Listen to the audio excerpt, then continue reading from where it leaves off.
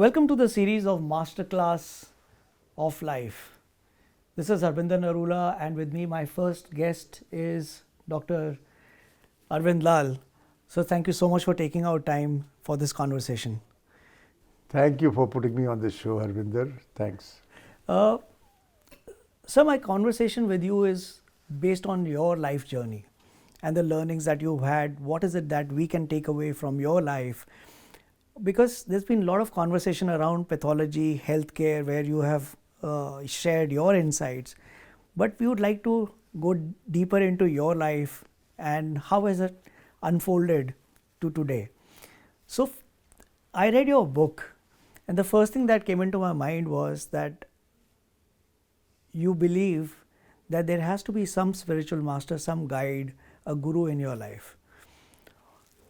Why does anyone need a guru, and what role has guru played in your journey? That's a very interesting question. The gurus, to put it, slightly more candidly, they may find you or they may not find you. You may be in search of a guru, you may find one, you may not find one. So it's a question of, kind of destiny that you find a guru. Mm-hmm. But having found one, well, he puts you on the right path.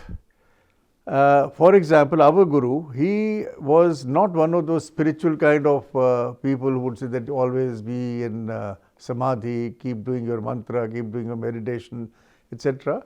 He laid a lot of emphasis on karma yoga.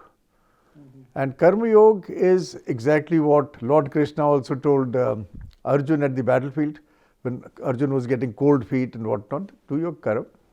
Yes, you think that they are your uncles, aunts, nephews, etc. Don't get into all that. They are your enemies right now. So you do your job right now. So doing your work was his first, message. Mm-hmm. And with that, he said, keep chanting the name of your God, whichever God you believe in. Mm-hmm. So he was not one of those people who would put you from God A to God B to God C, etc. None of that. So whichever God you believed in. If you were a Shivite, you could chant the mantra Om Namah Shivaya. If you were a Ram Bhakt, you could chant Ram Ram Ram. If you were a Sardarji, you could chant, Om Satnam Vaheguru. If you were a Muslim, you could chant Allahu, and so on and so forth. So his, purpose of telling all this in life was that mankind in Kali Yuga, or in these so-called dark age, is gone slightly astray, which, everybody will, not, contest this.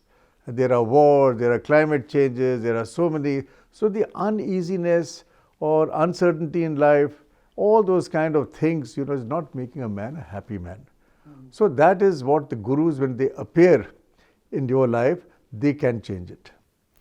And sir, in your book, you mentioned, I'll quote unquote, that fools hanker after material wealth, the wise seek only intellect.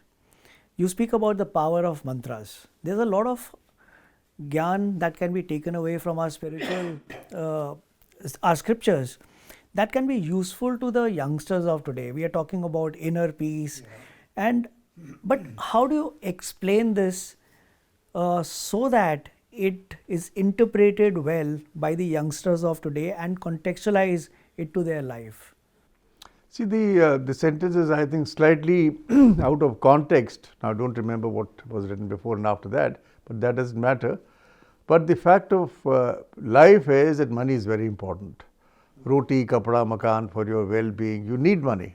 Mm-hmm. But to hanker only after money is what, is being, said here. Mm-hmm. And there are people who are burning candles at why 2 ends, at 3 ends they are burning, etc., etc. And they get rich, there's no doubt. You can become from a, Lakhpati, you can become a Crorepati, and tomorrow you can become an Arabpati.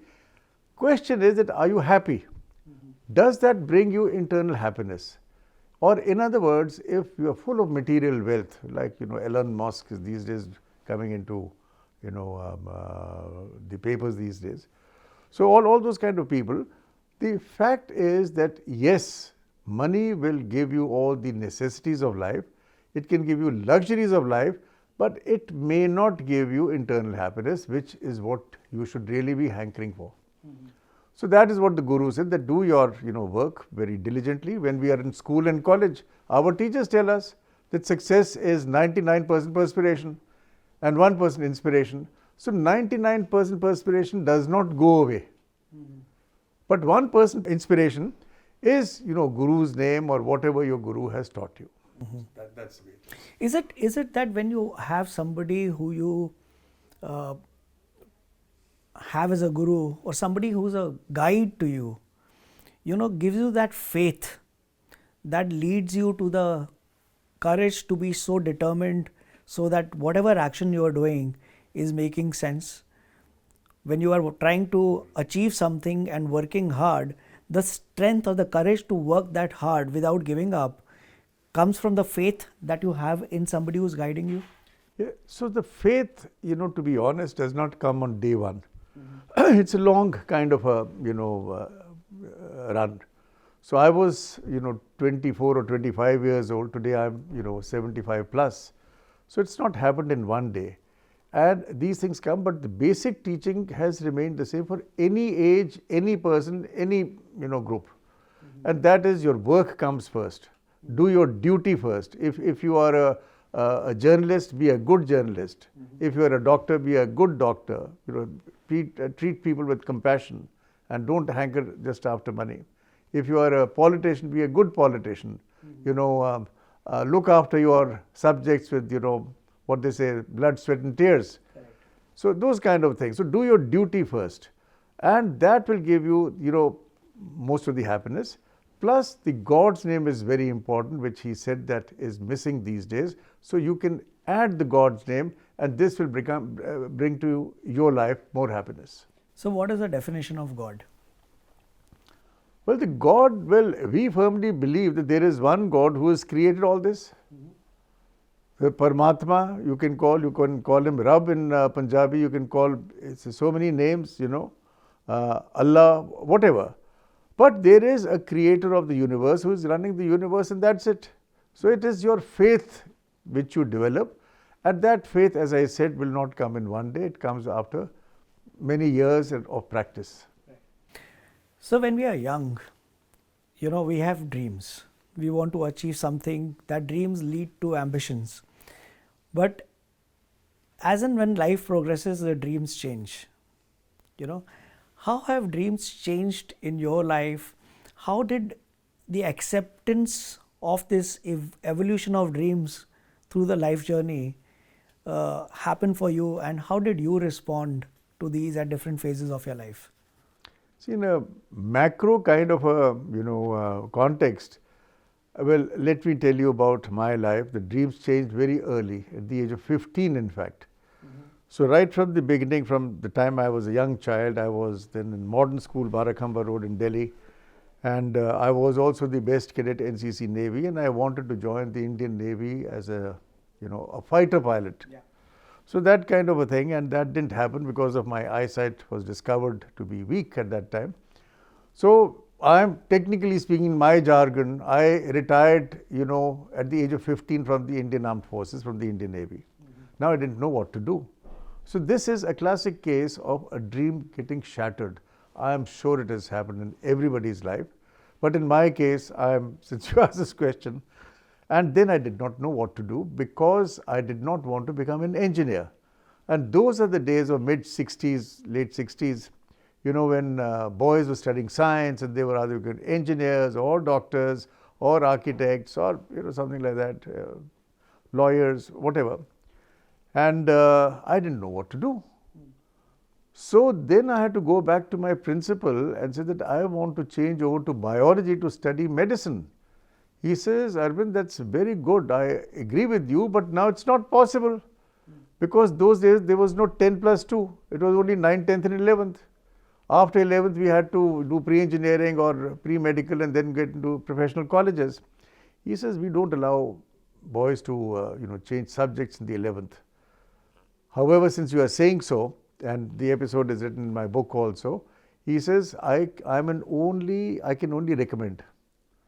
So I'll write to the Delhi School for Secondary Education or whatever the board's name was, and if they allow you, fine.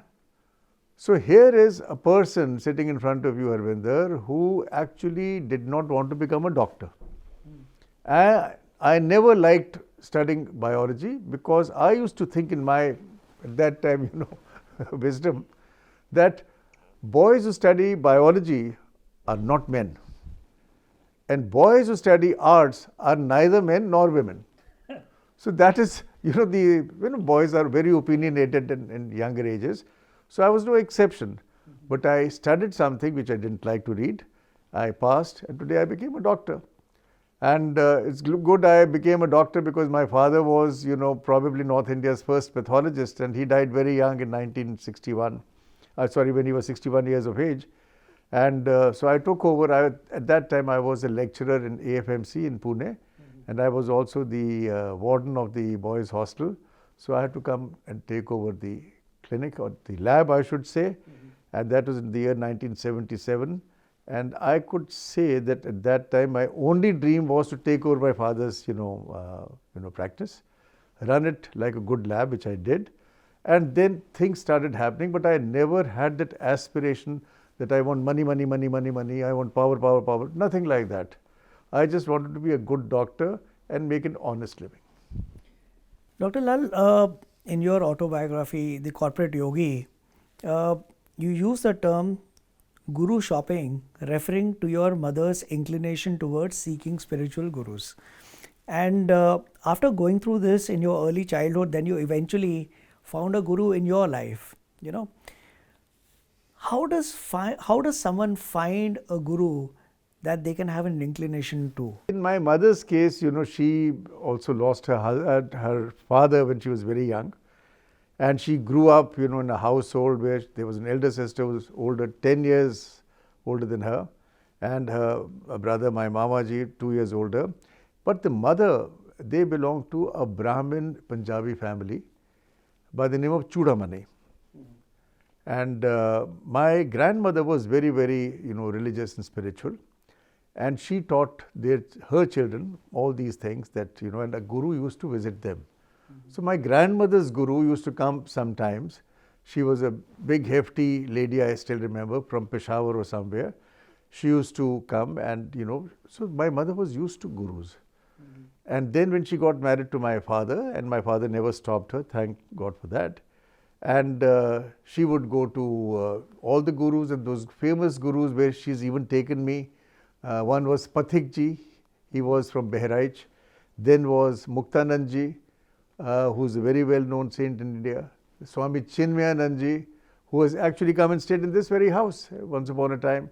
She took me to Anandmayi Ma. So in a nutshell, my mother was looking for that guru. Maybe she was missing her original guru, or maybe she was not able to explain what she was looking for. And that happens. And then she met Babaji, and that is, the whole thing changed. And no thanks to me, well, she took me there, and that's how I landed up with Babaji.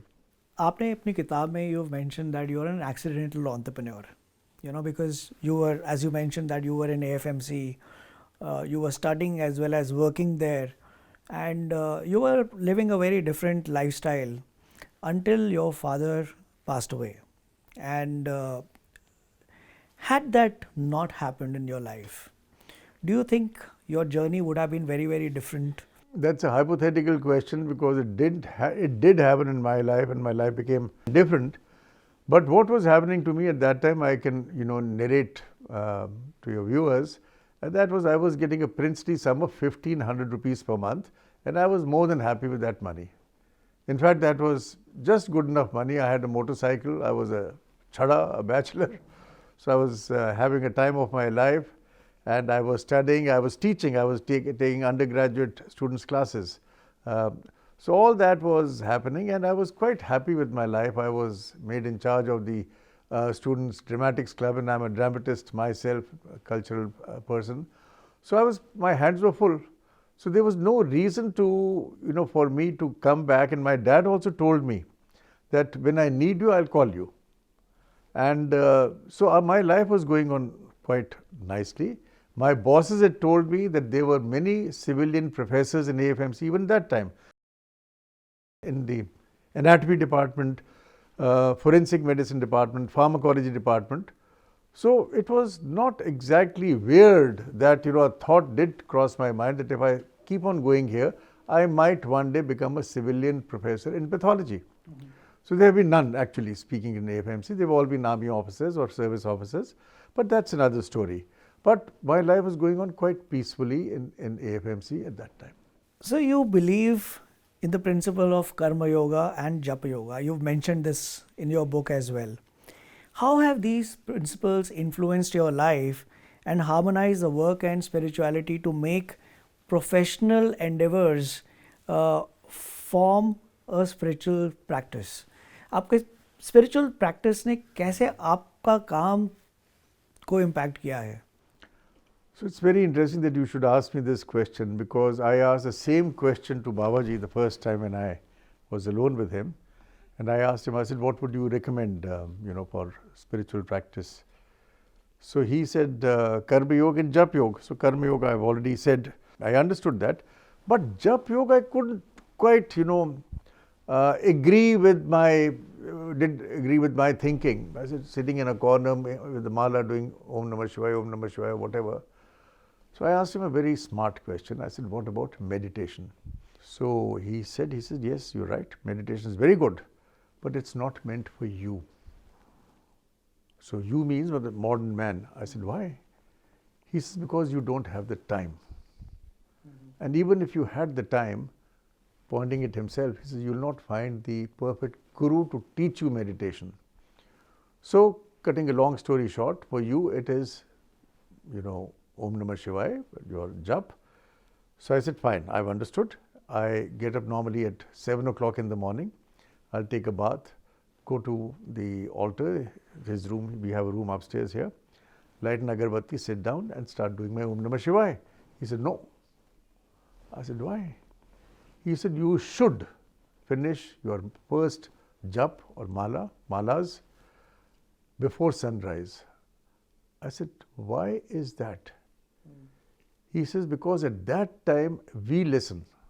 Gods listen at that time, which is known as Brahma Muhurat, or what Vela it is, Amrit Vela it is known as in Punjabi. And I said, what happens after that? He says, उसके बाद हमारा भी दफ्तर खुल जाता है और हमारा दफ्तर तो 24/7 फिर चलता है. So what he emphasized was that as a spiritual practice, do your penance early in the morning before sunrise, finish it. So that is the biggest, change in my life. I get up every day by 4:15, take a bath, do my malas, then go for a walk and come back. And then he said that when you're driving yourself or you're sitting in the back, you have a driver, or you're waiting at the airport lounge, or you're traveling in a metro, then you can carry on doing your mala at that time in your mind. But most of the people, I'm sorry to say, they start doing their jap or whatever when they get out of the house, which is slightly different than what my guru told me. Okay. Sir, आपने बहुत सारी चीज़ें, you've done it as a pioneer. Specifically when it comes to imbibing technology, automating processes, you are somebody who actually initiated it in the industry. I remember as kid when we saw the first computerized report coming from Dr. Lal Path Labs, etc. Now, as an individual who's running a business, is able to drive that message. It's a top-down approach, But as and when the company scales, it goes beyond one city. It becomes a multi-geographic organization, and then multi-country organization, international organizations. How can this become a part of the DNA of the organization?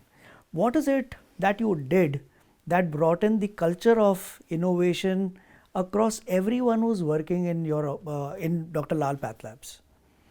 Because आप हर जगह हर समय तो नहीं हो. Yeah, so the beginning of all this was very early in my career. I had taken over my father's lab, and within 3 to 6 months, people started saying that the younger Dr. Lal is, a better pathologist than the older Dr. Lal, who's no longer there. And I didn't feel very happy when I heard this, because nobody wants to hear that you are better than your father. You have So, but what happened was that I just kept on doing the right thing at the right time, what came into my mind. And since I think I was very well trained by AFMC, trains the finest pathologists, and so I was doing nothing very Herculean, but I was doing it for the first time, or many times for the first time, in a civilian practice. So that is what, changed the whole thing. For example, before I came in, there was no pathology testing, especially for thyroid hormones. Thyroid hormones were, something like what you talk about, some very high flown, genetic test now. So there was no thyroid testing going on. So I made it a point to go to Bhabha Atomic Research Center, because those were the people who were supplying the radioactive material to test for thyroid. Nobody had thought about it before. I got myself trained at All India Institute, thanks to BARC. I was the first one. And guess what? The test was so new that nobody was getting it done. So I used to get 3 packets, one for T3, one for T4, one for TSH, and each one had 100 tubes, and not one test coming to you in a month. So I said, there must be something wrong. And my mother, who now was my CFO and CEO by that time, so she said, you're losing money. 1,500 rupees per month is going down the drain, and not even one test. And to make matters worse, there was a friend of mine, also a radiation medicine specialist, who came and left his entire hardware with me, his entire reagents with me. He says, I'm getting out, because I cannot go through this torture again. So anyway, it all started like that. Then 2 tests started coming in a month, and today we do, God knows, maybe 10,000 tests a day. So that is the power of just being at it, of perseverance. Correct. So the idea is that even if failure hits you, you should not supposed to run away. And I am reminded of Thomas Alva Edison, the maker of the light bulb. So somebody asked him this question that, Mr. Edison, you failed 10,000 times, or in 10,000 times he made the electric bulb actually going. So he says, I have not failed. I have learned 9,999 ways of how not to make an electric bulb. Right. At the 10,000 time he got it, and that was a eureka moment for him. And the world has not looked back. So things like that, they were in my own sphere, there were small things like this happening, and I wanted an instrument I knew. Another thing, my own sister and my sister's daughter, their hemoglobins, my sister's hemoglobin used to fall during pregnancy, which we all know as doctors in the 8th month, the hemodilution, etc. And they would keep on giving iron injections. Now when hemoglobin is down, yes, the treatment is iron injection. But in her case, I was the first one to find out that she did not have iron deficiency, she had thalassemia minor. And my father before that, in all the service hospitals, because my brother-in-law was in the Navy, he retired as a vice chief of naval staff, etc. Nobody had found out, but I found out. And I said, iron for you is poison. You cannot give iron injections to a thalassemia minor or to thalassemia. And not only in her, I found out the same thing in her daughter also. So, and then many years later came the first lipid profile, and that too. So after many of these tests, there's a story behind each one of these tests, how they were introduced. But God was kind. You can say Guru's grace was there. I was trudging along fine, and I never gave up. So that's what has brought me here. Dr. Lal, you use the word perseverance.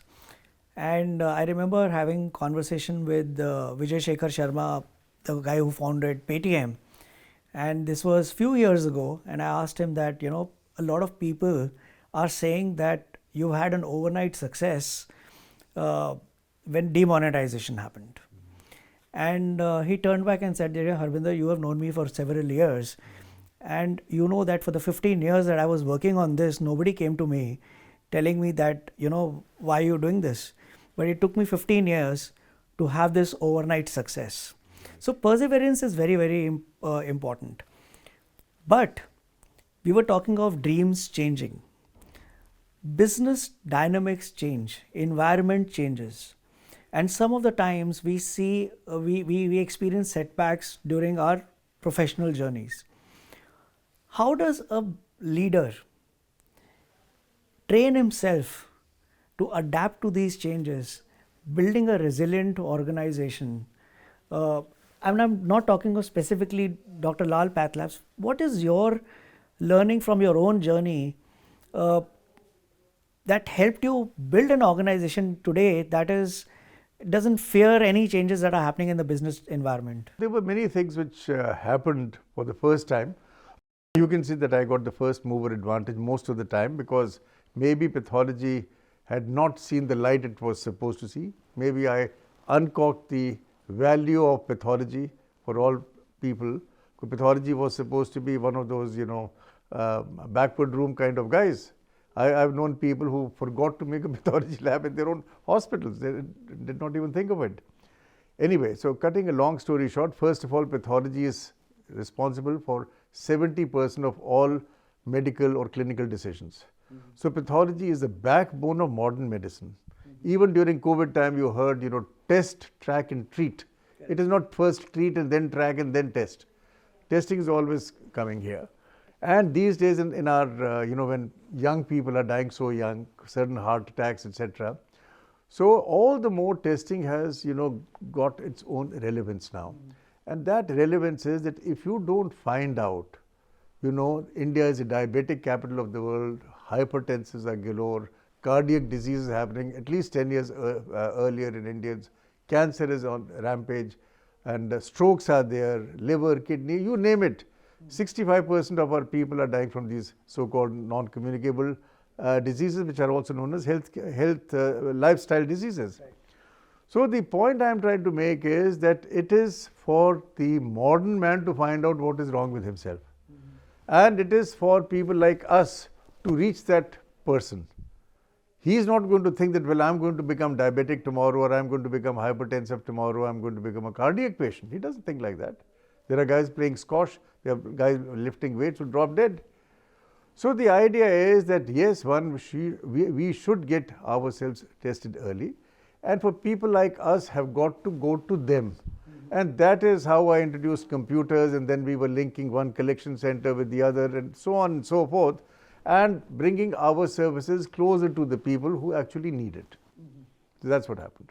And is there a learning that young leaders can have from your journey, that how they can build resilience in themselves so that they're not fearful of any changes that can happen in their life? See, the first thing which I recommend to the younger generation is that there are very few, stories like Steve Jobs or Mark Zuckerberg, which happen in actual life, or like, Bill Gates.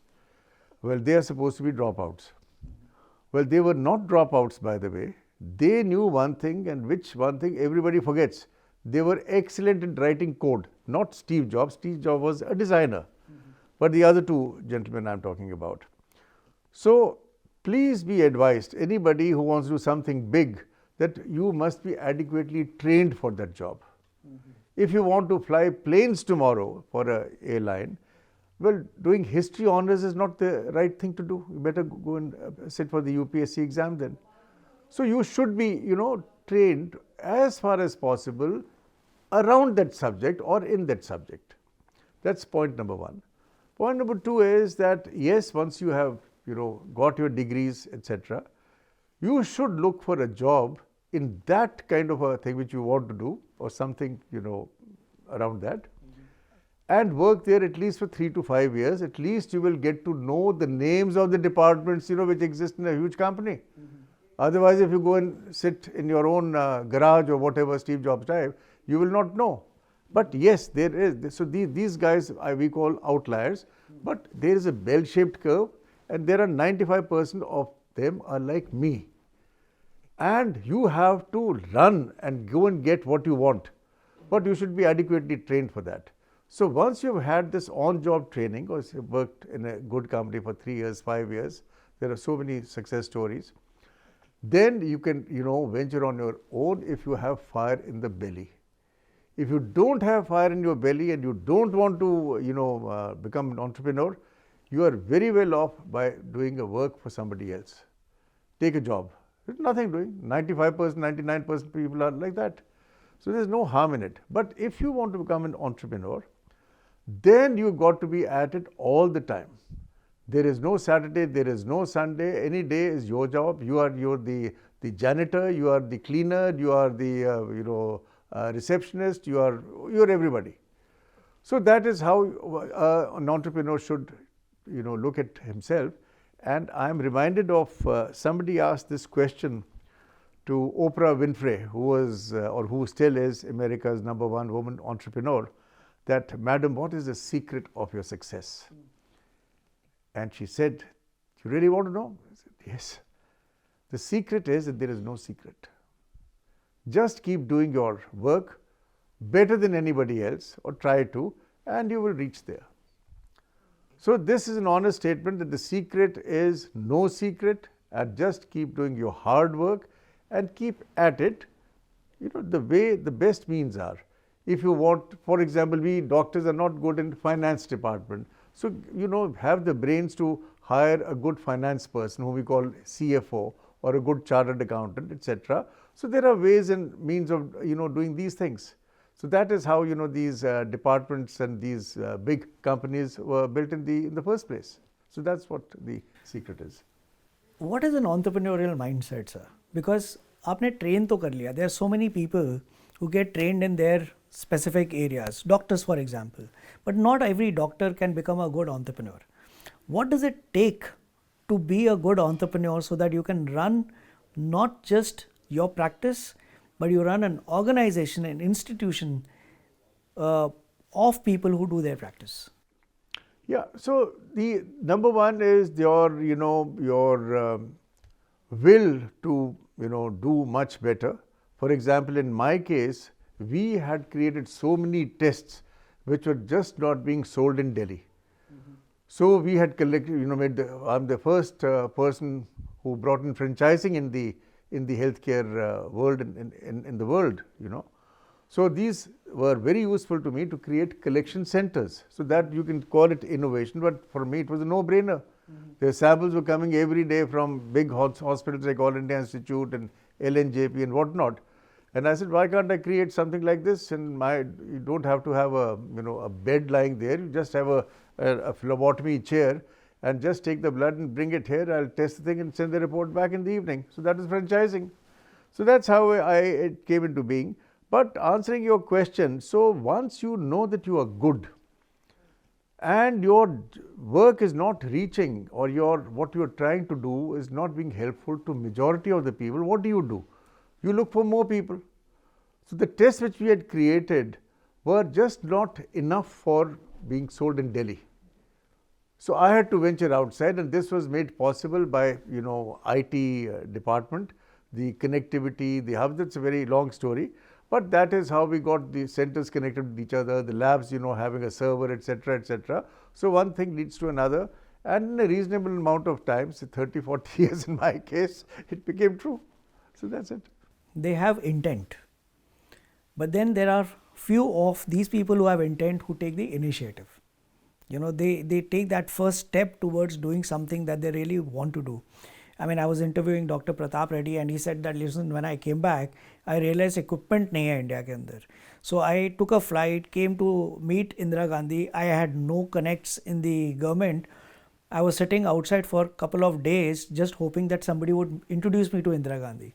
And I can tell her that hamare ko equipment lane do. Similarly, a lot of people have taken such initiatives. I know you took the initiative of partnering with the government. ये initiative लेने की inspiration कहाँ से आती है? क्यों किस में है और किसी में नहीं है? You see, it is there, I think, in every sphere of life. So in pathology, well, not only we, there are other people also who have done pretty well. And there are very big names like Dr. Pratap Reddy, whom you mentioned, who was a very successful cardiologist in America, in Boston, I think. And in his mid-50s, he came to India, and see what he created. Dr. Naresh Trihan is another one. At that point of time, my own patients used to go to him to get operated. There was another Dr. Dibeke in Houston. They used to go to him also. Many of my patients used to do that. So Dr. Trehan also is one of those people whom I, really idolize, and he has done something, fantastic for this country. And he stopped, people from going outside to America and getting themselves only operated for coronary bypass surgery. So these are two very good examples. And then there can be in surgery, I can see in ophthalmology you will have people, and pathology, of course, they are galore. I think every pathologist is an entrepreneur by himself, because there are 3 lakh labs in India. Some are good, some are bad, and some not so bad. Not so good, whatever. So point here is that pathology, to my mind, is still the backbone of modern medicine. And you must improve the quality standards of all these labs. How you do it, that's another story. But it should be done so that more and more people are able to have good health in India. But inspiration कहाँ से आती है sir? एक general, it's beyond a particular area of expertise. General एक इंसान के अंदर, in your experience, where did you derive that inspiration to do things which most other people don't? It's right there from the beginning. It is right there from the beginning, and as long as you don't lose steam midway, it will continue. I was also lucky. Any entrepreneur who says that it only has fire in the belly and is macho or whatever type A personality, that's not the correct thing. Yes, being at the right place, right person also helps, and seizing that opportunity. So fire in your belly, you have a mindset you want to do well, and you seize the right opportunity. As they say that opportunity knocks on every door. But most of the people let that opportunity go because it is garbed under very hard work. ये कौन काम करेगा, मैं ठीक हूँ, मेरा काम ठीक ठाक चल रहा है. So that is another mindset, especially in India. Absolutely, absolutely. Is there a power of destiny that plays a role? आपने अभी बात करी, आपने बोला कि being there at the right time at the right place, sometimes you're lucky as well. Do you think that destiny plays a role? Yes, I think that that given that opportune moment, will definitely come in somebody's life. Whether you are in government service, whether you are a private entrepreneur, or you are running an industrial business, manufacturing, something will always happen. Either you seize that or you let it go. Now that you can call as destiny, कि उसकी किस्मत में नहीं लिखा था उसने ये काम करना है. So again you can argue it on from the other side कि नहीं उसका नहीं था. So Dr. Lal, you were lucky. But Dr. Lal, what the heartburn which I have gone through with my life, I can write another book on this. So all those kind of things are there which are bound to happen in the life of an entrepreneur. So the purpose. Dr. Lal, in 2009 you were conferred Padma Shri by the Government of India, President of India, and then I also know that as a child you mentioned that until the age of 15, until you discovered that you had a problem with your eyesight, you always wanted to be in the forces, you wanted to join the Navy, become a pilot in the Navy. Right. And later in your life, you actually were conferred an honorary brigadier rank by the Indian Army. What was your emotion when you got these two recognitions? And second is, what does such kind of recognition mean for a person? Well, for me it was, you've known my history. I always wanted to join the forces. I wanted to join the Navy. But it was a great thing to, I was the first civilian doctor to be made into a brigadier. And that was, a very great honor, and for that I'm always thankful to the Government of India and my bosses in the Army Medical Corps. But now, see the twist of destiny. Mm-hmm. The twist of destiny was that I wanted to wear the white uniform. I wanted to join the Navy and become a fighter pilot in the Navy. But I know so much about aircraft, I can even now recognize any military aircraft in the world, barring the latest Chinese versions, of course. But that's another story. So I have always been, one with the boys in blue. That is the Air Force. My passion is military aircraft. And see, the uniform which I am wearing is an olive green uniform. Now this is a classic case of destiny for you. that here's a guy who was destined to wear the white uniform, become a pilot in the Navy, and the pilot knows so much about aircraft that he should have been in the Air Force. In fact, I did, voice my concern once that why don't you make me an Air Commodore and Brigadier? But then they told me, they said, no, what you have been recommended for, only that can be given, nothing else. And I'm wearing an army uniform now. So there is a, this my life, is telling you that yes, there is destiny also involved. You can't have your way all your life. So that's for sure. And once you make friends with destiny or with whatever you are having, say a guy gets, a bad boss, and he can't keep on changing his job, every time. So you've got to serve under the boss. That bad boss, the very fact that he is your boss, means that he must have been better than you at one stage or the other. Okay. So learn something from him. And nothing is permanent. Not even bad luck is permanent, So it's okay. So destiny की बात कर रहे हैं, and you wanted to be in the forces, and right from Navy, then flying aircraft, and then finally getting honorary brigadier wearing an olive uniform. Is there a law of attraction that plays a role? That I agree with you. There's definitely here some past karma of mine, which is, made me centered around the armed forces. So even now I can tell you the name of the American woman who flew the F-35 in Aero India, Major Wolf. So I know that much. There's an American woman again who's commanding one of the latest American aircraft carriers, Abraham Lincoln. So I'm just saying this is my interest. And that interest is there, and probably it's also there for a purpose, because the way things are going on in this world, people are fighting wars, Russia, Ukraine, Israel, Gaza, China and Taiwan now. So all those kind of things. So unless you know something about modern warfare, you are not going to come out of it, unscathed. So that is where I wish the government of India now has doing so many things. I heard a very nice statement the other day that we will finally or maybe getting the F-35, which is to my mind the best fighter in the world. So things can move provided you have a strategic mindset. And that is another question in our country, because we are not from the strategic mindset. We have been subjugated for so long that except for the naval mutiny, which I heard in modern times, which the British got scared of. But I think the strategic mindset is a very, very big necessity in India. But, I like the thought of, what I hear when you say that your interest is there, and then that attracts whatever happens to you. I think intention and interest actually lead to manifestation, and then things happen in your life. Dr. Lal, when you're on a journey to do something big, we were talking of perseverance. There will be struggles, there will be challenges that will come through your life. There will be times when you're on the crossroads and you have to make certain important decisions.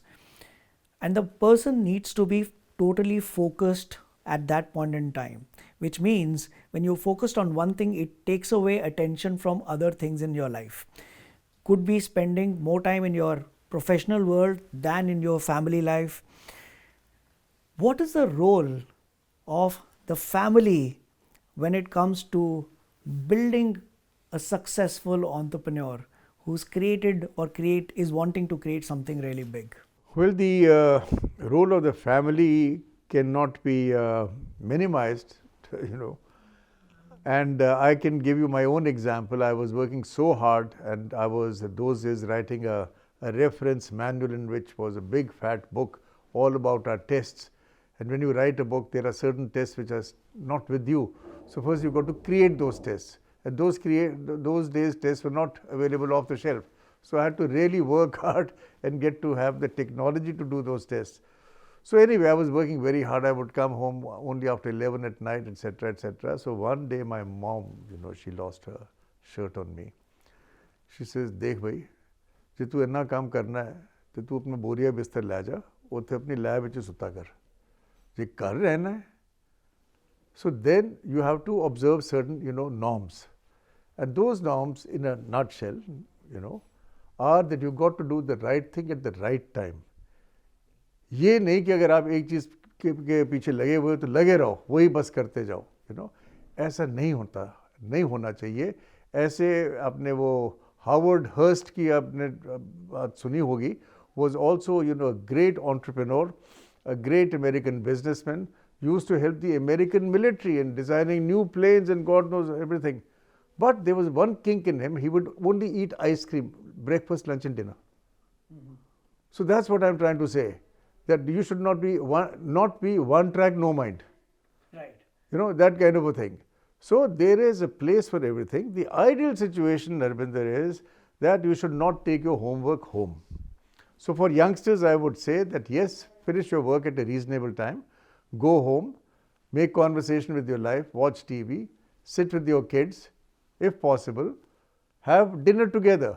A family which eats together, sticks together. Absolutely. Is there a mistake that you made in your professional life that you can relook at, which actually turned out to be a valuable lesson for you today when you look back at it? Yes, this happened very early in my life. I had actually imported an auto analyzer for the first time in my life, and it cost a princely sum of, I think, $30,000, and the dollar was 10 rupees a dollar, so it was 3 lakh rupees. And then there was an import duty on it, about 60%, so it all came down to 6 lakh rupees, 5 lakh rupees. And when the equipment had to arrive, so there was a friend of my father who was running a business of clearing agents. And a very nice man, Mr. Sethi, I remember his name. And he said, okay, very good, Arvind, your machine is coming. And I had taken a loan from Canara Bank. I had actually applied for an import license, because those days you couldn't get anything without an import license. And after everything was done, and my uncle told me that there will be some problem, you don't go for the inspection because something will happen there. So don't worry, we are absolutely trained at it, we'll get your machine out. But when the machine came, there were only spare parts. The main machine was missing. And then I went and asked this question also to my Babaji. Babaji was still around that time. And Babaji he says, why did you not go yourself for the inspection? I said, because the clearing agent told me not to come specifically. He said, ऐसे थोड़ी होता है, उसको थोड़ी पता है क्या machine है. So and he also, Babaji said a very, tough thing for me, कि अगर डॉक्टर साहब इस वक्त जिंदा होते तो तुम्हें जूते से मारते. You should have gone. So that lesson I learned in my life very early, that whatever is there, try to do it yourself. Yes, modern management teaches you cannot do everything yourself. But then, there is no answer to a very, every question, that yes, you've got to delegate responsibility, but delegate it to the right man. Teach him well, train them well. So that's what, the name of the game is. How do you define success? Because success, what it would mean at a different phase of your life would be very different when you look at it today. So what does success mean to you today after you've achieved everything? Because and there's a reason I'm asking you this, is because you professionally achieved being, I would say, the father of pathology business in India. In terms of money, you have a company which is valued so high. It is serving a huge number of people in this country. But then you are also talking about your inner happiness. So what does success mean to you today, and how is it different from what it meant to you when you started your journey? So at every stage of your life, success has a different meaning. When you were in school, you wanted to finish off your studies, class 12, and get admission into a good college. Then you went into college and your job was to pass out and get a good job. Once you got a good job, you wanted to rise in that hierarchy. So your goals kept on changing. And one fine day you became the CEO of your own company, etc. Now your job, how to make this company more profitable and how to look after people well. So Ratan Tata was a very glaring example. He did so much for his own people. So the success goals change. Now I am not looking for that kind of money, which I was in fact never looking around for money. But after having being comfortable monetarily in my life, now my goal is to serve the people, and especially go into the rural area with our philanthropic activity of the Arvind Lal, Vandana Lal Foundation, ALBL Foundation, and we are trying to do some original primary health work in the state of Uttarakhand. And through FICCI, I am the chairman of the task force there also for primary health, for public health, and we are in UP. So now my goal has changed, and I would like to do something for the masses. And again, from my point of view, my goals have not changed, the medical goals. It is to give good kind of health care to these people who have not been given. So primary health means that a point of care testing, if you can do, or you can give something to that person and he gets to know what he's suffering from, etc., you've done your job. So that is what my goal now is. Right. So if I understand correctly, success is an emotion which is an outcome of achieving a goal. Your goals may keep changing, but the happiness that you derived after you achieve a certain goal is what probably success means to you. Yeah. Awesome. What would be your advice to the younger Dr. Arvind Lal about balancing ambition with personal well-being? See, there is no end to ambition. So you must learn to curtail your ambition.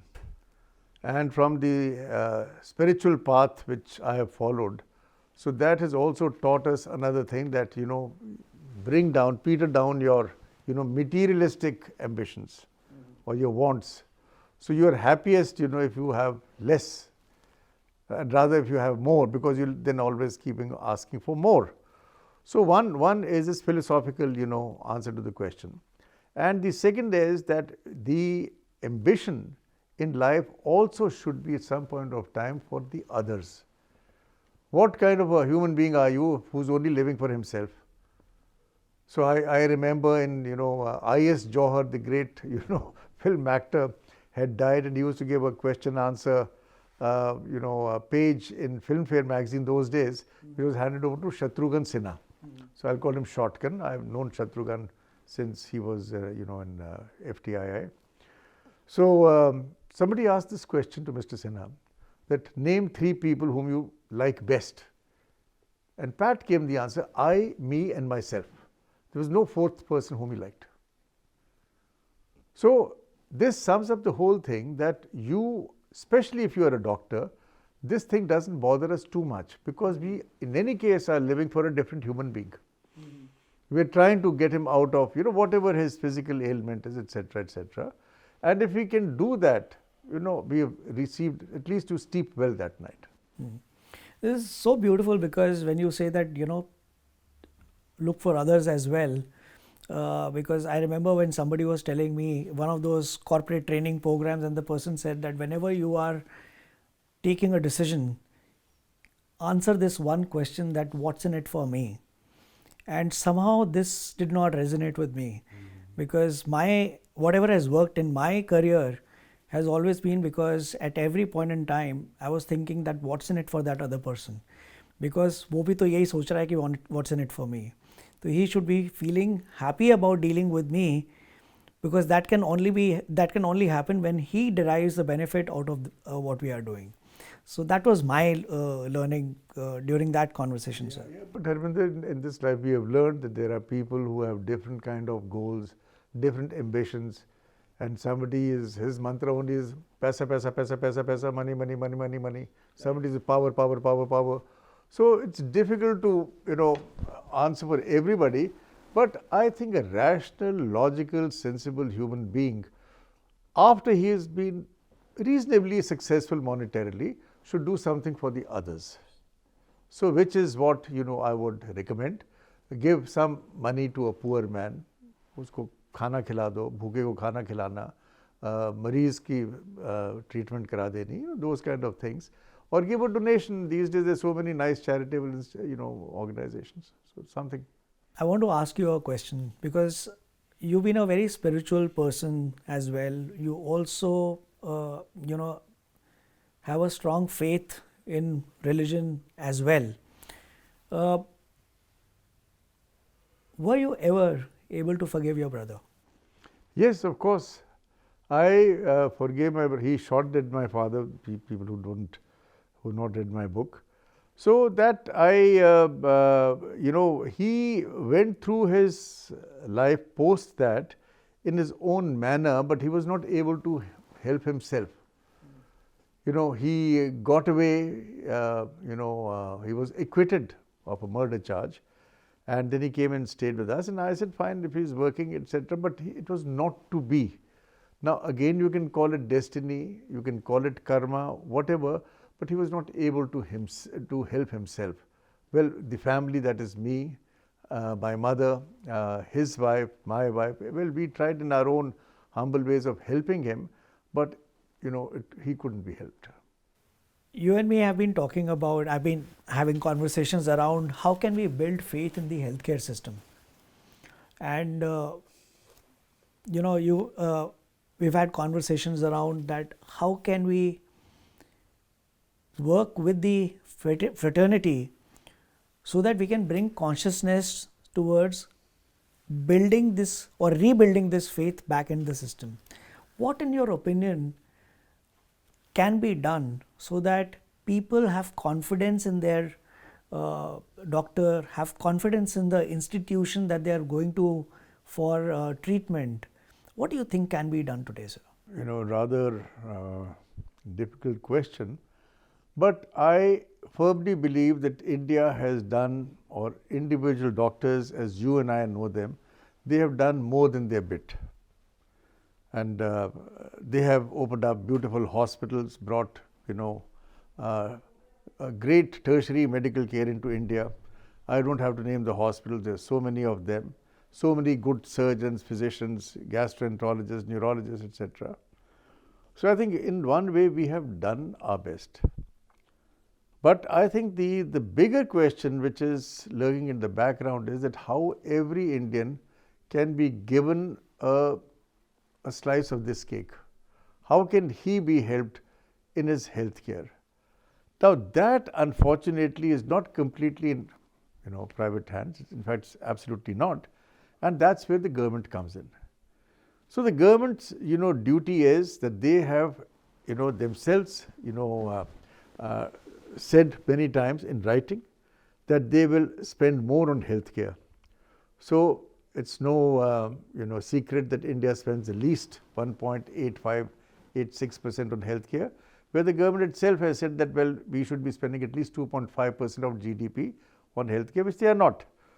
So in my scheme of things, all I can say is that unless the government starts spending more money on healthcare, you cannot get healthcare only from private people. And it is also skewed in such a way that we are the ones who look after 65 to 70% of patients all over India. And it is the government which has 60 to 65% of the infrastructure. So somewhere we have to match. And one of the ways which we have been actually sitting down with the government and trying to explain to them is that in there's ABPMJ schemes, etc., the remuneration to the hospital or for a particular procedure is sometimes far less than the cost of the procedure itself. So all those things should be relooked at. And yes, you will not have a utopian healthcare system. Even America doesn't have it. Western countries don't have it. But at least we should break this shackle, at least give them some kind of acceptable primary health care. We were sitting at the breakfast table and we were talking about the rural, the challenges in the rural healthcare. And there's been inequity of healthcare distribution in our country. We are all well aware of it. We have the most modern healthcare systems, delivery mechanisms in the urban areas, whereas rural, we don't have doctors, we don't have equipment, we don't have access to healthcare. Forget about quality healthcare. And you were talking about something. Can you elaborate on this? How can we bridge this gap? How can the healthcare system of the urban India, using technology, can start serving the rural part, and also about the workforce that is required? Can we train these people? So I gave you an example at the breakfast table that a young mother takes her 5-year, 6-year-old child who's suffering from high fever in a village to the village doctor, and she finds an MBBS doctor, which may not be there all the time, because we have a large class of people known as RMPs, registered medical practitioners, and those doctors usually, when such a patient goes, they have a concoction. Even allopathic doctors, they have a concoction. They'll give you a powdered form, a mixture of 5 C's. One is chloroquine, which kills malaria. One is chloromycetin, which kills the typhoid germ. Number 3 is crocin, to bring down your temperature. Number 4 is a medicine which doctors, good doctors will probably use only as a last resort, cortisone. So they put cortisone because cortisone can break the fever, by crisis. And the 5th is cold compresses, because the fever is going to get you. So this is known as a 5C gunshot therapy. Now what you have to do to get out of this? If the doctor, MBBS doctor, knew what the child was suffering from, then he would have given only that medicine, and of course given crocin with that, and let him off, and the patient would have been well. So what is lacking? Now this is the unfortunate part, because you're hearing from the mouth of a pathologist. Unfortunately, the testing is lacking.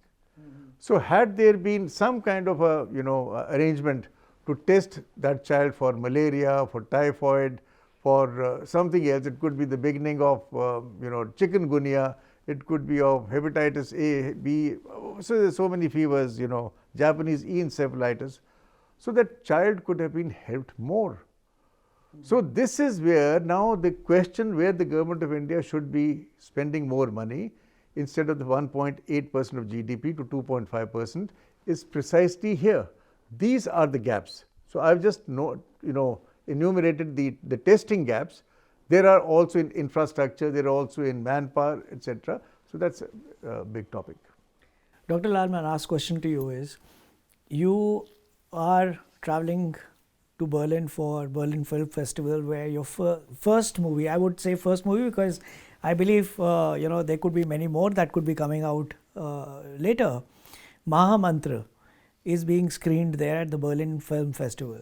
Can you tell us a little bit about this movie, and how did you choose to make this movie? What was the reason for making this movie?